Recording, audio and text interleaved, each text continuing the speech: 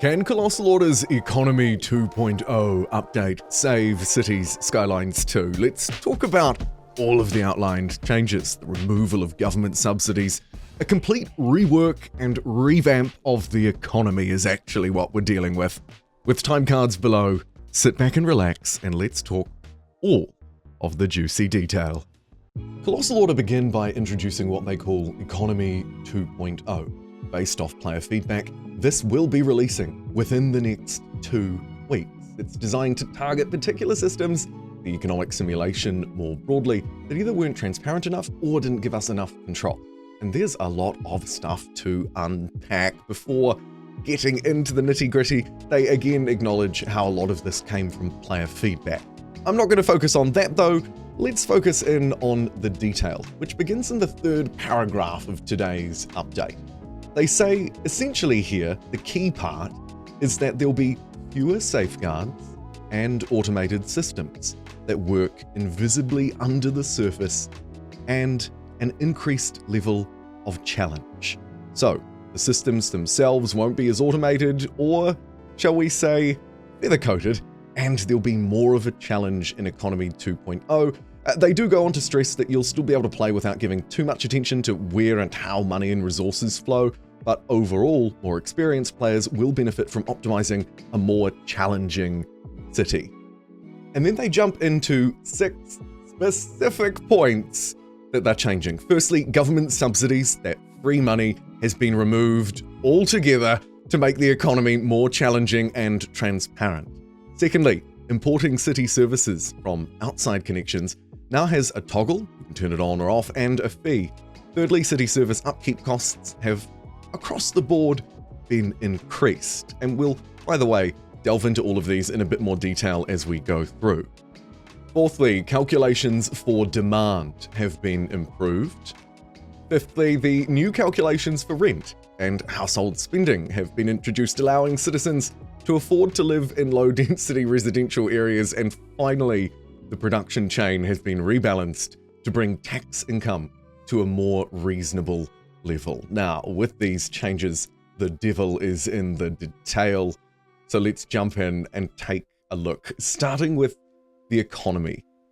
First up, they address government subsidies, that free money that has now been removed. They say that they wanted new players to be able to dive into the game while still providing City Skylines long-term fans with a challenge. They introduced the subsidies to try and give a helping hand as the city got established. But they also removed agency and consequences from the game. They considered loads of different approaches, they say, but ultimately decided to just remove them altogether to put us in full control of the city's finances and give us an actual reason to consider what we spend our money on and when. It'll be up to us to create profitability inside of the city or take on loans, something I used to do in Cities 1 and have never had to do in Cities Skylines 2. They go on to talk about how there's in-game tutorials, advisors, and of course, lots of wonderful YouTube videos I would add as well to help. But by and large, the free money has dried up. Speaking of the money in Cities Skylines 2, as it moves through a city, can be understood as having sources and sinks, ways to generate it and ways to spend it. And within Cities Skylines 2, there are 4 categories. You, the player, the city. Secondly, households. Thirdly, companies. And lastly, abstracted investors. What does that mean? Well, they've produced a handy diagram so that we can break it down and get a little bit of a visual on the different sources. It's fairly straightforward. The stuff at the top makes money. You, milestones, taxes, loans. For households, that's wages, or their pension. For companies, it's sales. And then the stuff at the bottom loses money. The cost of upkeeping roads. Leisure. Rent is lost from households. Service fees. Robbery. For companies, it's their resources, their wages, dividends paid to employees.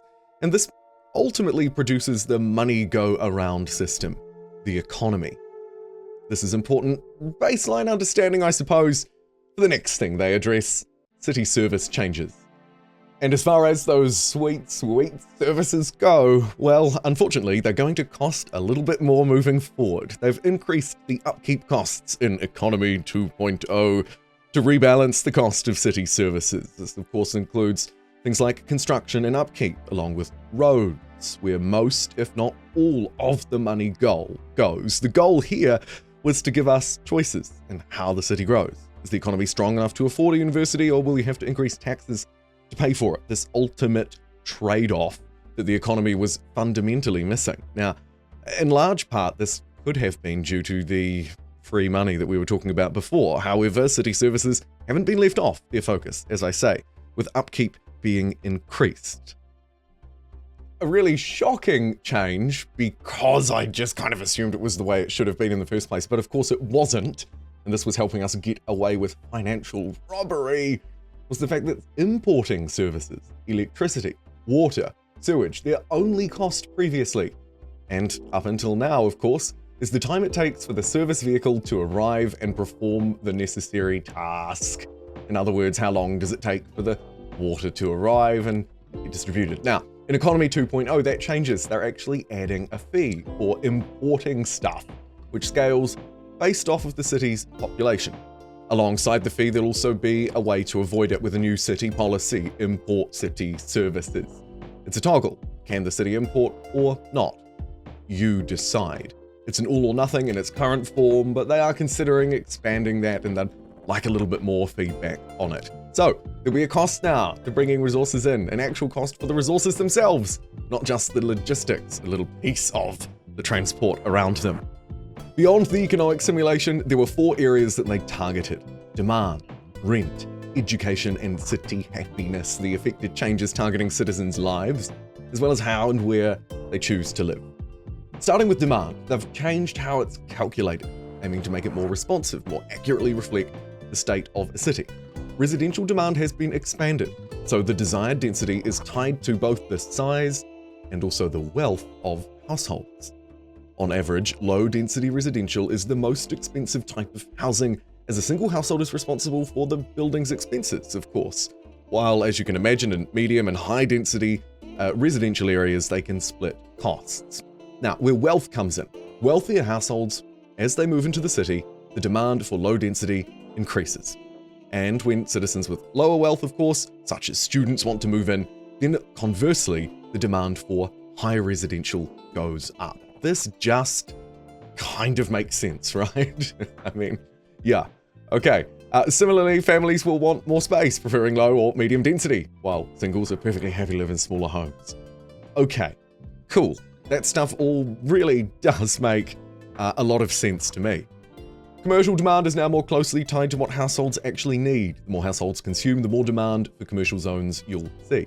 They've tweaked the household need for shopping, forcing them to pay rent and consider the garbage before going out to splash their cash, and moreover, they've also tied the types of companies that can inhabit commercial buildings more closely to the products that citizens consume. And as a final addition here on the office and industry demand, they've adjusted it to a more reasonable level to match the other zoning types. The interactions with commercial have been strengthened so you can produce what your shops need locally. And in addition, industry has more workplaces, so you can satisfy demand more easily, ultimately shrinking the need for an ever-expanding and always hungry demand for office and industry. Education in the lives of our youth also changes in Economy 2.0. Children always go to elementary school now if the city has one available with spots, while teens have a high chance of going to high school. Some will choose to work, especially if no school is available, but you should see more teens in school. They've also improved the chance that they graduate from both schools, and for adults who didn't get their high school diploma, there is now a chance, albeit low, to apply to a high school with available spots so they can graduate. Both teens and adults can join the workforce if there are suitable jobs for them. However, if they have health problems, they don't count as employable citizens and need to recover. They may find work in the city if any job or position is available to their skill level or lower, or they might resort to finding work in a neighboring city through outside connections. If they can't find anything, they become unemployed and receive an unemployment benefit from the government. However, this option's only available for a limited time. So if you don't end up providing a suitable job, they'll eventually have no option but to leave your city. So there's real demand impacts here as well on how the broader economy plays out and of course what your city looks like. And finally, building a business changes. The city consists of businesses, of course, and demand isn't the only thing that they've tweaked for commercial, industry, and office. Production has also been tweaked. They quickly cover off the basics, which you're probably familiar with, but just to reiterate, one or more input resources are processed into a refined product, requires workers and time, and high-educated workers do it more efficiently. They work smarter, not harder. Previously, the game calculated the amount of work needed at the start of the game, but they've changed it to a pre-configured amount to make the game more predictable and allow them to fine-tune things. Additionally, they've also adjusted the amount of work needed to produce a single unit for all products in the economy, reducing production overall, which in turn reduces company profits and by extension, the amount of tax that we'll be able to make. So there are money-making implications here too. I would think that demand alone might influence price. However, they've focused on price as well. The price of resources has been adjusted. It now has two parts: a discounted price paid by industrial companies when they purchase raw materials or what have you for their production, and a normal price for commercial companies to get the goods. The two prices are combined into one, and that's the price that's sold to consumers, allowing everybody within the supply chain, hopefully, to make profit from the sales. Don't worry about the consumers though. They've also increased wages to companies so that citizens can afford the homes and the resources that they need. And that rounds out the first tranche of changes. A lot of information covered. And so also the end of this week's diary. Next week, Colossal Order will be back with part 2, looking at rent, building upgrades, and what happens to existing cities. And as always, of course, they're looking for some feedback on the proposed changes. And so to wrap, this is all coming, everything we've discussed today, as part of the Economy 2.0 update in the next 2 weeks from the time of publishing this video. We can expect government subsidies to go away, importing services to actually cost money, and the overall city service upkeep costs to increase, as well as changes to demand calculation, rent, household spending, and the production chain more broadly, seeing rebalancing to bring tax income to a more reasonable level. And of course, this is just half, perhaps, of what we can expect to see in the update, with more to come from Colossal Order in a future developer diary before the patch releases. So, probably looking at the middle of the month, toward the end for a patch release, and very soon for another update. I'll see you then.